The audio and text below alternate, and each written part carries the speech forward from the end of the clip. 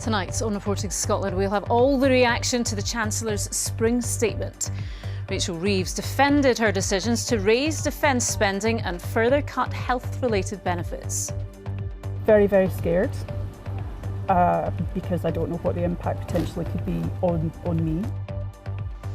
We'll look in detail at what the changes could mean here, also on tonight's programme. Police Scotland starts a national rollout of body-worn video cameras to its rank-and-file officers. Next thing I know, I'm rolling down the cliff for 35 metres. How a filming trip to the Cuillins ended in a dramatic fall and a helicopter rescue. And in the sport, after winning his first global medal, Neil Gourley wants to make it 3 in a row for Scottish athletes in the 1500 metres at this year's World Championships. Hello, I'm Laura Miller. Welcome to Wednesday's programme.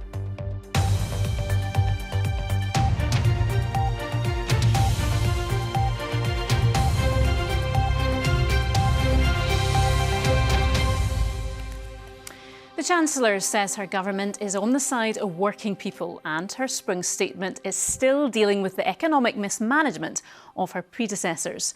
Opponents have accused Rachel Reeves of creating economic chaos, bringing in a new era of austerity, and says it's all pain and no gain.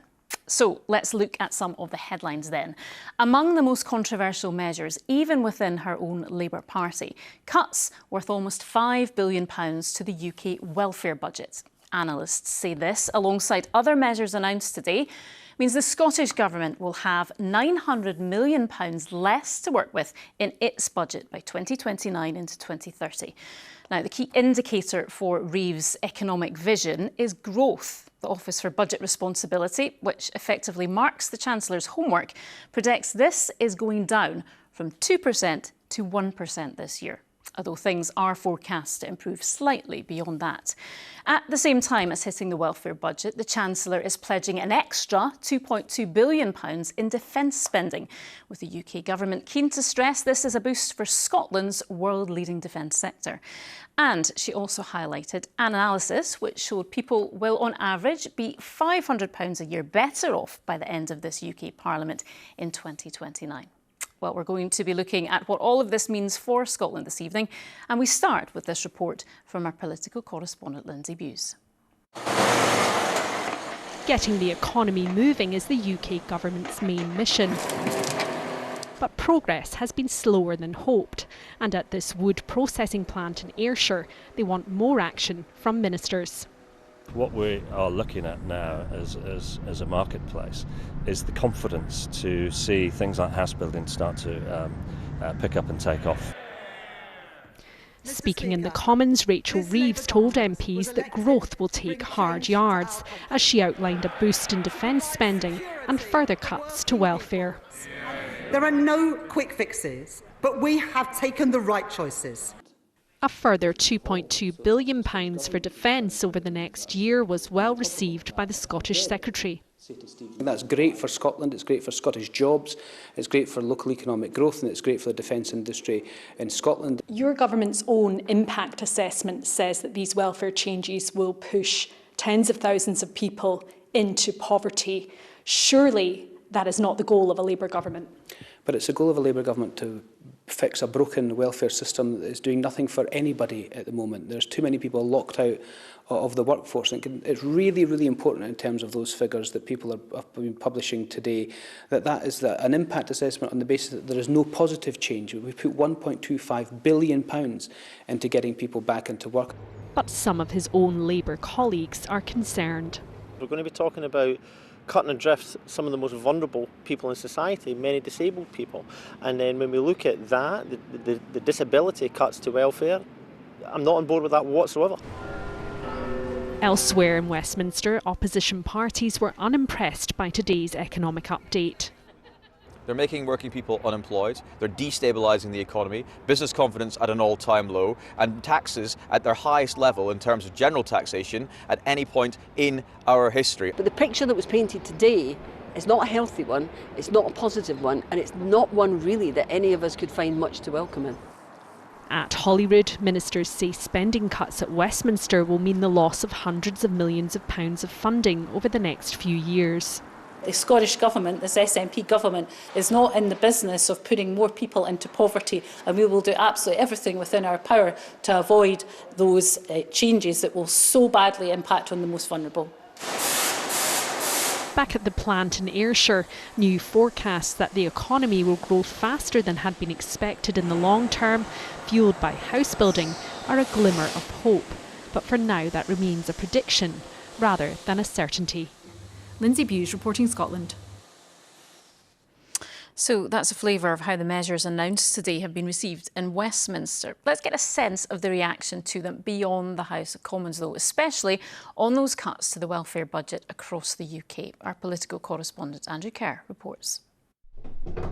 The Chancellor set out how the UK economy is ticking over.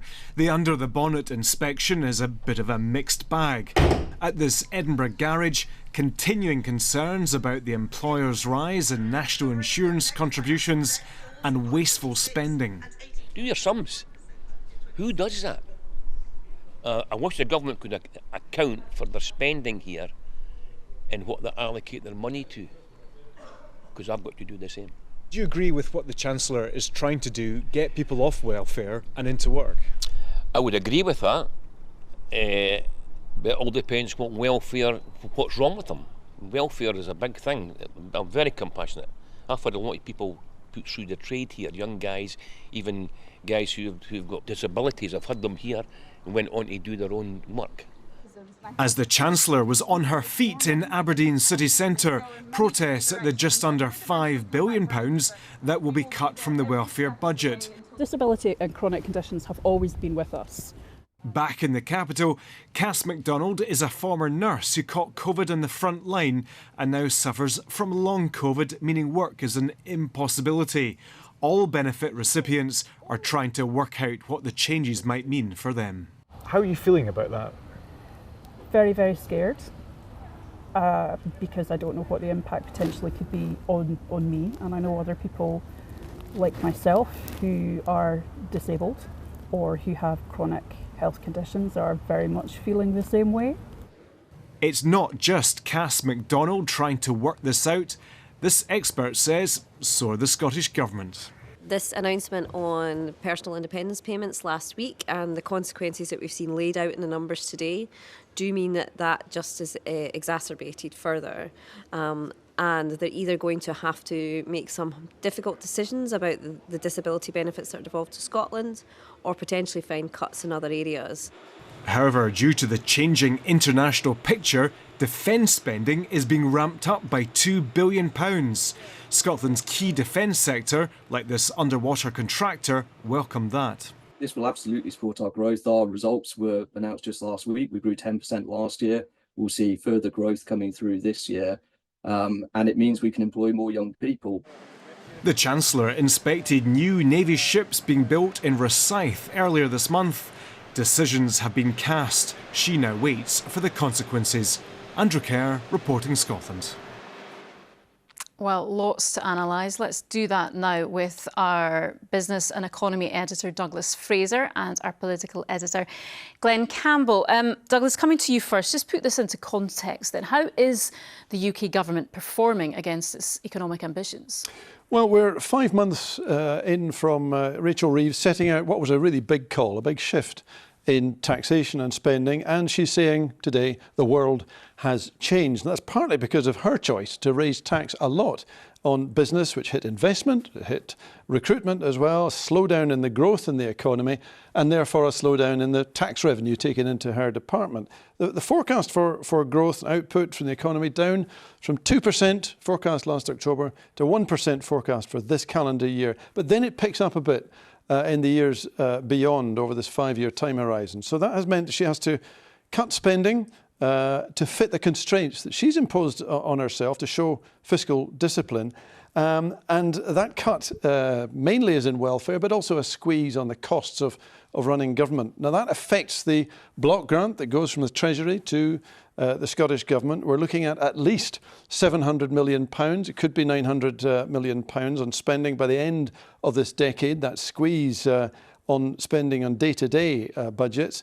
If these forecasts turn out to be correct, of course, they tend, of course, to be wrong, but they're the best figures that we've got at the moment and are the ones that the ministers have to work with. Now, the world has also changed in a step up in defence spending because of Russia and because of what President Trump has been doing about defence in Europe. That could bring a big boost in defence spending spread around the UK. That's what we're hearing from the Chancellor today. Scotland has already several major defence contractors in naval shipbuilding on the Clyde, also at Rosyth on the Forth, making satellites and periscopes, night sight vision, missiles made in Fife, radar in Edinburgh. There will be a lot more of that as defence spending is stepped up, as we've heard, more than £2 billion added next financial year, £2 billion more in lending to help exports of defence equipment. Now, that's clearly a business opportunity, but it does come at a cost to the overseas aid budget, to welfare, and perhaps also to public services.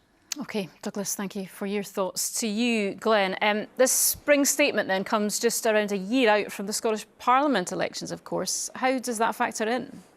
Well, I think there's much that the UK Labour government is doing in its first months that make life politically harder for their Scottish party. There are many Labour MSPs who admit that it is tricky to sell welfare cuts because of the knock-on impacts that may well have on the Scottish government's budget, and because some UK-wide welfare changes may reduce the amount of money paid to people who are claiming in Scotland.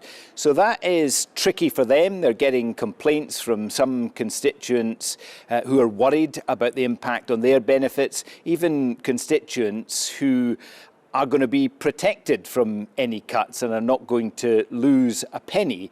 That's a concern. It's maybe an easier sell for Anas Sarwar, the extra money that is going into defence, which can be presented as a boost to jobs and the economy in Scotland, and is not opposed by the Conservatives or indeed the SNP. They are all comfortable with that extra cash going to defence. But there is a constituency within Scottish Labour that is not comfortable with that. I'm thinking in particular of the former Scottish Labour leader Richard Leonard, who said that increasing spending on weapons at the same time as reducing spending on welfare was for him a cause for despair. OK, Glenn Campbell at Holyrood, thank you. To other news, and Police Scotland has started a national rollout of body-worn video cameras to its rank-and-file officers. 10,500 cameras will be issued over the next 18 months, finally bringing officers here into line with every other police force in the UK. Our Home Affairs correspondent David Cowan reports. Over the coming weeks, body-worn cameras will be issued to 750 rank-and-file officers in Tayside, the start of a national rollout which is undeniably long overdue. It would be really helpful for me if people could just introduce themselves. Police Scotland is the only force in the UK not to have them as standard issue. Put on our cameras and she complied. They were in the pipeline when the Chief Constable arrived from England 18 months ago. She made delivering them a priority. I describe it as a game changer, and we'll see the rollout now really take on speed and velocity. So up into Aberdeen, Inverness, Highlands and Islands, and then we'll work our way around the country. The Old Grampian Police Force began using them in 2012. Armed officers were given them before COP26 in 2021. Their general absence in Scotland was described by one Deputy Chief Constable as professionally embarrassing. Down south, footage from body-worn cameras has helped reduce and resolve complaints against the police and gather evidence used in court, sometimes resulting in earlier guilty pleas. The point of all of this is that the cameras act as independent witnesses, recording what the officers say, what they see, what they hear and what they do. When they work, they're a safeguard for the police and for the public. We're OK. The national rollout will see the cameras given to 10,500 officers and civilian custody staff over the next 18 months. Video footage that can be used in court, and if there's any dubiety over misconduct, it'll be able to bottom that out pretty much straight away. Will it give you a bit more confidence? I think so, yeah. We've got video footage can't be questioned. So. Scottish Government funding to the tune of £33 million is paying for a measure first recommended by an independent review 5 years ago. But most would agree it is a case of better late than never. David Cowan reporting Scotland, Dundee. The news at 7 is coming up on the BBC Scotland channel shortly. Laura McKeever is here. What's happening tonight, Laura? We will be hearing from Citizens Advice, Laura. They're going to be giving advice to anybody who has got concerns about those benefits changes we heard about today. Also, we're going to hear how blood donations are restarting at Kirkwall in Orkney for the first time in 16 years. And a really heartwarming tale of a reunion of two childhood sweethearts from Eyemouth and the Borders who've met again after 86 years. Yeah, I've read about that story on the website. Can't wait. OK, thank you, Laura. Now, the former Justice Secretary, Kenny MacAskill, has been elected to succeed Alex Salmond as leader of the ALPA party after the death of the former First Minister last year. He took 52% of the vote in a contest with the party's sole MSP, Ash Regan. The result was announced amid concerns about infighting on the 4th anniversary of the party's creation. Mr MacAskill says he hopes to galvanise the independence movement and secure a breakthrough in next year's Scottish Parliament elections. It's an election we never anticipated, that we never wanted. It's come around by the tragedy of the passing of our leader, our founder and our friend Alex Salmond. But Alec would have wanted us to deliver his dream, to conclude his journey, and I've now got the honour of trying to take the party forward and be successful in May 2026. To some of the day's other stories now.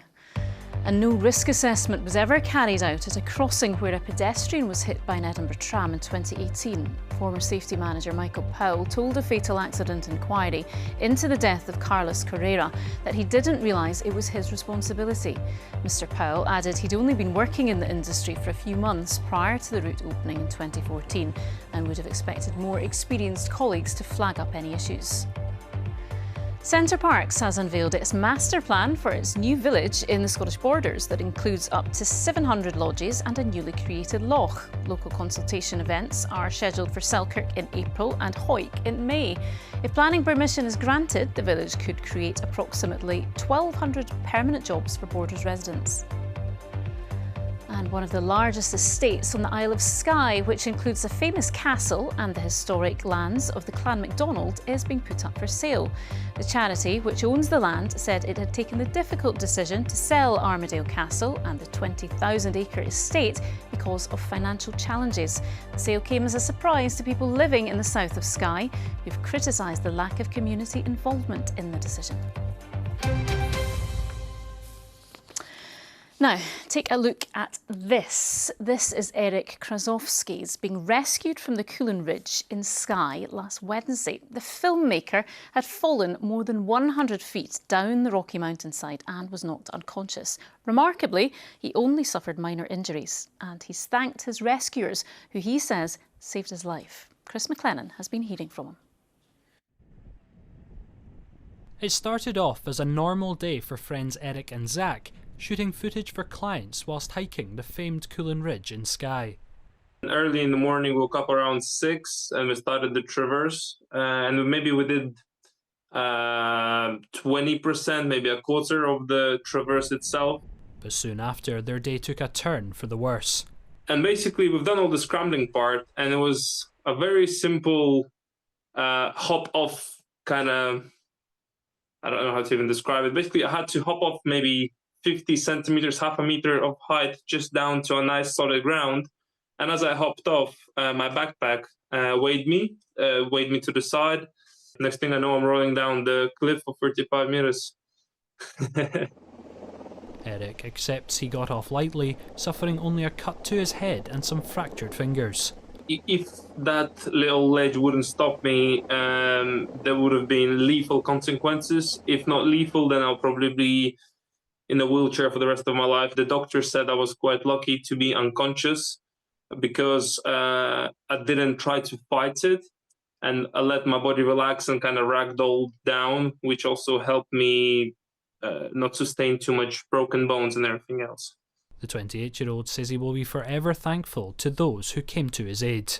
I couldn't be more grateful for the rescue team and the paramedics that came out, because it was very fast response time as well.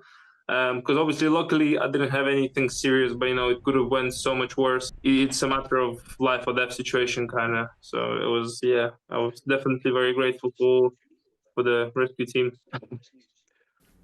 Eric Krasowski's there, who had a very lucky escape, thankfully. OK, let's get to Night Sport now with Laura. How's it looking? Yeah, it's busy. It's busy. It's a different mix today. Oh, Thank tell you us very more. much. Yes, I will. Thank you very much, Laura. Good evening.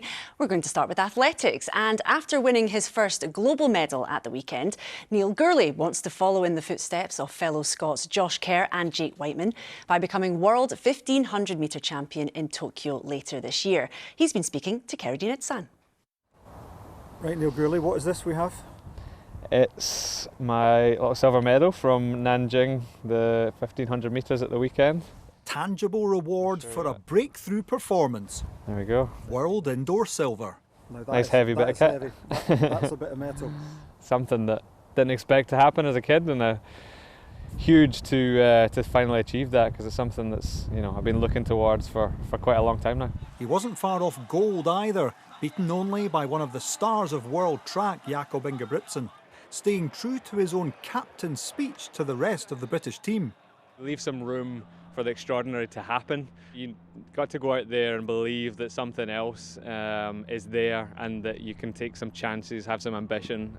That ambition now focuses on the World Outdoor Championships in Tokyo in September, and the potential for a remarkable Scottish hat-trick. The current world champion is Josh Kerr of Scotland at 1500 metres. The previous champion is Jake Whiteman of Scotland over 1500 metres. What on earth's going on? I don't know, it sounds like my turn, doesn't it? Those two have been people that I've been lucky enough to sort of grow up with and compete against for a long time, and they're just brilliant competitors and really hard workers. And if you're leaving room for the extraordinary to happen, Neil Gourley, world champion, following Josh Kerr, following Jake Whiteman, possible? I'm certainly going to go with the ambition of that. That's certainly the ambition this year. It's going to be, like I said, incredibly challenging with the level globally right now. But looking to go to Tokyo and take my turn on the top of the podium. The hard yards are already being done, with Neil Gourley making big strides in more ways than one. Kerry Nitsan, reporting Scotland. Football now, and former Celtic midfielder Victor Wanyama is set for a reunion with his old boss Neil Lennon as the Dunfermline manager closes in on his first signing since taking over at the Fife club. The Kenyan, now 33, spent 2 years at Celtic, winning 2 league titles and playing in the Champions League, before going on to sign for Southampton and Tottenham Hotspur. He's been a free agent since leaving CF Montreal in January. Staying with the Championship, and despite narrowing the gap at the top of the table with last night's win over Falkirk, Livingston boss David Martindale admits he's still feeling a bit of frustration. They're now 8 points behind Falkirk with 6 games to play after the 1-0 victory over the leaders. It means they've taken 10 points out of a possible 12 against John McGlynn's side. Put it into perspective, I think we've lost the least number of games in the league. We've got the best goals conceded, but again too many draws, so you're always going to be a source of frustration there. I don't think you can be taking 10 points off a team that's at the top of the league and be sitting second in the league. Usually that's the ones that's going to be the games that determine your kind of league status, so to speak, so there is still a wee bit of frustration there. To rugby, and Scotland forwards coach John Dalziel says it's a pinch yourself moment after he was confirmed as part of Andy Farrell's British and Irish Lions coaching team for the tour of Australia this summer. The squad will be announced on the 8th of May and the shortlist is already being drawn up. The respect given to all the Scottish players by all the other coaches, and looking at all the Scottish names on the list and the way that they're speaking about our players as well as us and our bubble. So we know internally we've got a lot of world-class players in all of the home nations, so it's great to see that the Scottish players are, properly getting spoken around in circles like this and in big numbers as well. In other rugby news, Scotland locks Grant Gilchrist and Gregor Brown have extended their contracts at club level. 34-year-old Gilchrist has committed to Edinburgh for another season, which will be his 15th campaign there. And 23-year-old Brown, who made his first Six Nations start against France earlier this month, will stay on with Glasgow Warriors until 2027. The Aberdonian's convinced he's made the right choice. Really easy decision to stick around here. I think you know, we've got really world-class players and world-class coaches that are great to learn off of, and like I said, everyone's kind of pushing each other in the same direction. So yeah, you know, really looking forward to the next couple of years. And you can hear more of that interview with Gregor on the news at 7. Good stuff, good mix. Thank you, Laura. Thank you. Judith is here. Oh, good. A wee treat. Yeah, absolutely. Isn't it gorgeous? There's nothing quite like the aurora in Scotland, is it? It's absolutely stunning. Lots of that this year. Yeah, it's been very active, and it's been an active period actually over the last few years. But I don't think you'll see them tonight because cloud is on its way along with rain. Thank you very much. A very good evening to you. Well, nothing says spring like a host of golden daffodils. I have a bit of Wordsworth for you. And actually, so far this spring, it's been sunnier, it's been milder, it's been drier than average as well. But that's all set to change as we see this weather system moving in, bringing outbreaks of rain and also windy conditions. Some would say much needed rain as well. Once that all clears through, the winds veer into the west, introducing polar maritime air across Scotland. Now, the clue isn't a polar word. It is set to turn colder. Now, here's our first weather front bringing outbreaks of rain across the northwest as we speak. That will continue to sink south and eastwards as we head through this evening. The rain always lighter in the east. The heaviest rain will be focused in the west. Something drier across the northwest by the end of the night. And also winds will be pretty strong over the north, easing for a time. Not as cold as last night either. So a cloudy start, still that rain first thing through central and southern parts, and rain not going anywhere fast tomorrow. Actually, a cloudy day for most of us. More rain just about knocking on the door of the Northern Isles by the time we reach tomorrow afternoon. Strong gusty winds reaching gale force at times here as well. Rain across eastern Scotland always lighter, and maybe the east coast actually escaping dry. But look at the temperatures, 13, 14 Celsius, still on the mild side. A bit of shelter from Northern Ireland will keep Galloway and Dumfriesshire dry for a time. That rain heavy across the west, driving into the upslopes, I should say, of North Argyll, up and towards the West Highlands and the northwest. Once that next band of rain moves in as well. Here it is over the Western Isles. That heavy rain makes its way south and eastwards as we head through tomorrow evening, accompanied by strong winds everywhere. Then the winds veer into the west, a straightforward showery westerly by the end of the night with clear spells. That's what we're going to see on Friday. Some bright spells interspersed with heavy showers. Fewer showers making it through to the east where we'll see the best of the sunshine, but a really blustery day. Those showers will be squally in nature, almost feeling like autumn actually, and you'll notice the drop in temperatures as well. That's your forecast. Still waiting for spring to spring then, eh? Yeah, we had a couple of days, didn't we? Thank you, Judy. Now tonight's main news again. Chancellor Rachel Reeves has defended her decisions to raise defence spending while confirming almost £5 billion of cuts to welfare across the UK. And Police Scotland has started a national rollout of body-worn video cameras to its rank-and-file officers. And that is Reporting Scotland. The late news is at 10:30. Until then, enjoy your evening. Good night.